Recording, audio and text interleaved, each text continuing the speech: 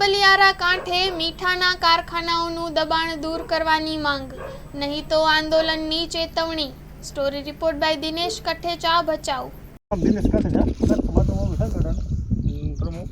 હાલ અમે આંબલિયારામાંથી કાંઠા વિસ્તાર આંબલિયારા કહેવાય છે, એમાં મીઠાના કારખાના ચાલ્યા છે। એમાં તમે જોઈ રહ્યો છો કે આ દરિયાના માથે ઠેઠ એક કેનાલ જેવો કરી અને અહીંયા કાંઠામાં દરિયામાંથી ગેરકાયદેસર કેનાલ પણ કરેલી છે અને આ પાણી પણ લઈ આવવામાં છે। આ મીઠાના ગેરકાયદેસર કારખાનાઓ માટે પાણી વાપરવામાં આવે છે, તો આના માટે કેની મંજૂરી લેવામાં આવી છે? ખાસ કરીને આ જમીન ફોરેસ્ટ ખાતાની છે કે મહેસૂલ વિભાગની છે કે કોઈ માલિકીની જમીન છે?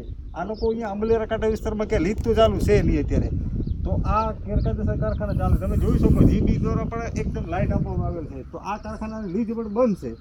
તો આ ભચાઉ જીબી કે જીબી વિભાગ દ્વારા આ લીજને વગર શેના આધારે અહીંયા ડીપી આપવામાં આવી છે? આજે એક માણસને નોર્મલ ઘરે કનેક્શન લેવું હોય તેના માટે જીબી દ્વારા કેટલા બધા આધાર માંગવામાં આવે છે અને અહીંયા ડીપી આપવામાં આવી છે। મીઠાના કારખાનામાં તમે જુઓ છો પાછળ સાઈડમાં આખી લાઈનું છે, તો આના માટે પણ એક તપાસ થવી જોઈએ। હવે સરકારશ્રી પર અમારી માંગ છે। મારું નામ દિનેશ હતુભાઈ કાંઠેચા, કચ્છ માતૃભૂમિ સંગઠન પ્રમુખ।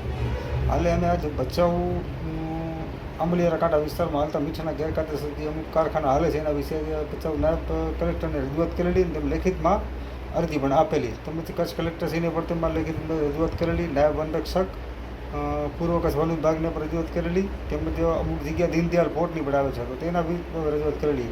આંબલિયારા કાંઠા વિસ્તારમાં ઘણા સમય ત્યાં મીઠાના ગેરકાયદેસર કારખાના ચાલી રહ્યા છે, તો તેના વિશે તે કારખાના બંધ કરાવવામાં આવે અને તેની જે લીજો છે પૂરી થઈ ગઈ છે, તો તે લીજોની તપાસ કરી અને જે દબાણકર્તાઓને વિરુદ્ધ કાયદેસર કાર્યવાહી કરવામાં આવી એ માંગ કરવામાં આવી।